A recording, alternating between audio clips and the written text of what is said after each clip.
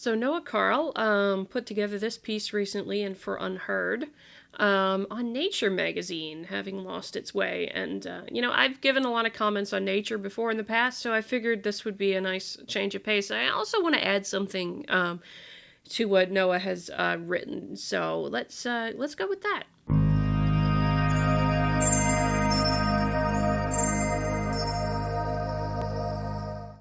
So, Nature, like Science and like a few other magazines, are considered really high tier. And it is something like 7% of anything that is published, that is submitted to Nature or to Science, is what actually gets published. And so it's gone down the rabbit hole in more ways than one.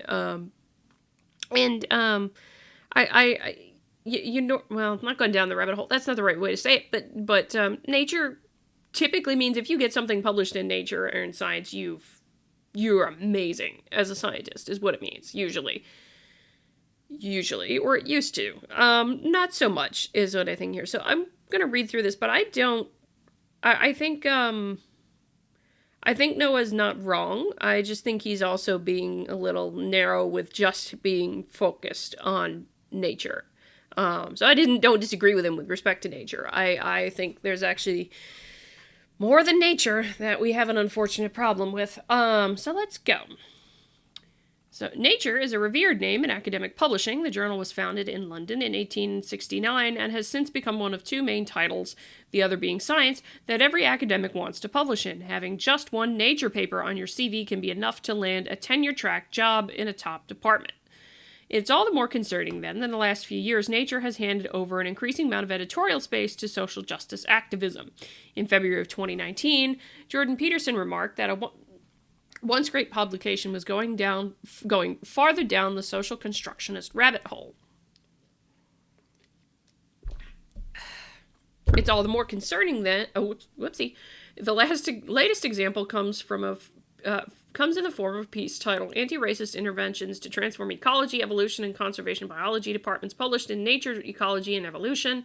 No less than 26 authors are listed under the title, suggesting this was not some trivial undertaking. It includes charge tables and even a glossary of key terms with entries such as racial microaggressions and white privilege. The authors begin by noting that in their field of conservation biology, quote, institutional and structural racism continue to create barriers to inclusion for Black people, Indigenous people, and people of color. They proceed to describe the nature of this, quote, institutional and structural racism before outlining their proposed, quote, anti-racist interventions. These include prioritizing recruitment of BIPOC, setting up protocols for anonymous reporting of hate, and discussing anti-racist values on the first day of class. So I will say this is not just Nature, Ecology, and Evolution. Nature Geosciences did this, where we had put forward to us, and I reviewed on this channel, an actionable anti-racism plan for the geosciences. Very similar kind of a thing happened.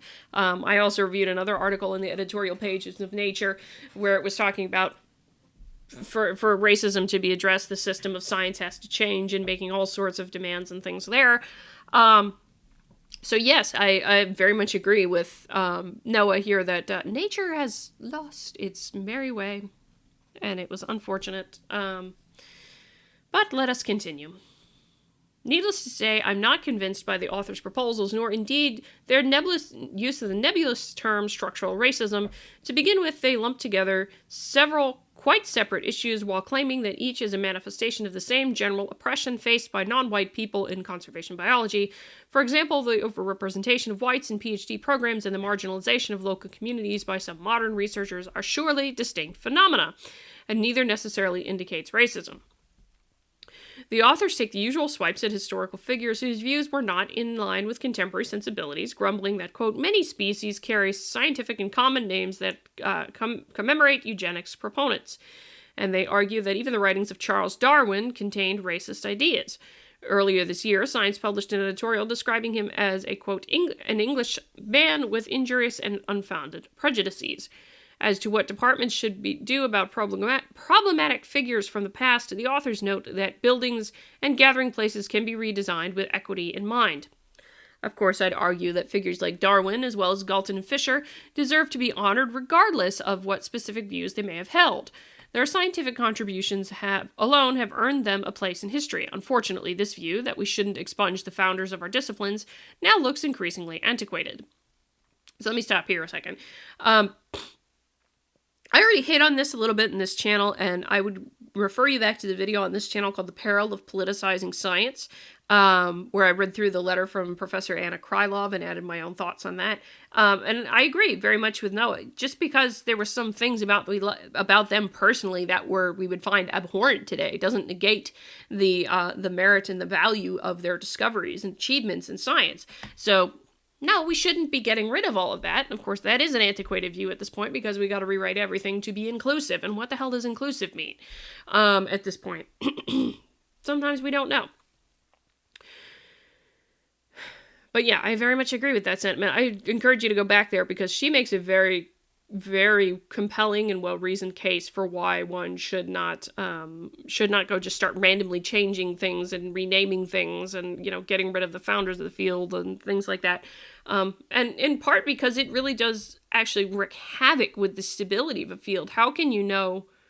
Well, science builds upon itself. So, I mean, scientific discovery builds upon itself. You go with old discoveries and they either get refuted or they get, improved upon as you go through in time. So how can you continue to do that if you attack your own foundation?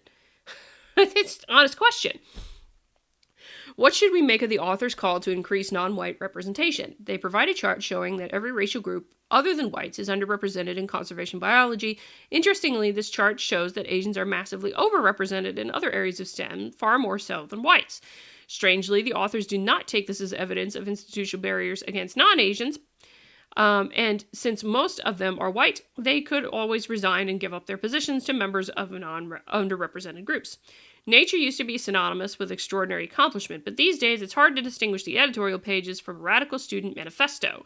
They ought to ditch the activism and get back to doing what they do best, collating the most important research across the sciences. Again, I agree with that sentiment. I also agree. I also got to say, Noah, this is not just a Nature problem, because those people who were coming in as editors, they had to come from somewhere with their beliefs to start writing that.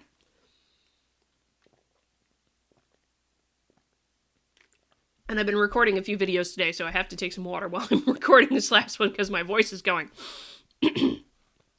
But I would point out, because he's right. I mean, he hinted at science here, but I was just doing a quick, cursory look, and I just, all I did was search for where racism was mentioned from just the first of this year to today, August 21st, 2021, and apologizes for structural racism, apologizes for that, and early efforts to expand life with racism and peril, reminds historian, addressing racial inequities in medicine.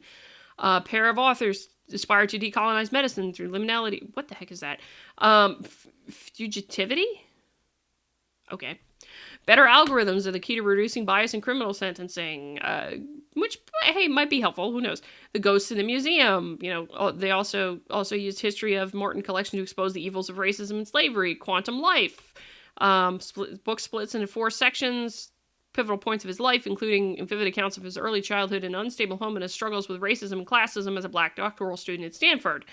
Anthropologist, traces the emergence of rich and varied cultures of the Pacific Islands, and leading in some cases to systemic racism.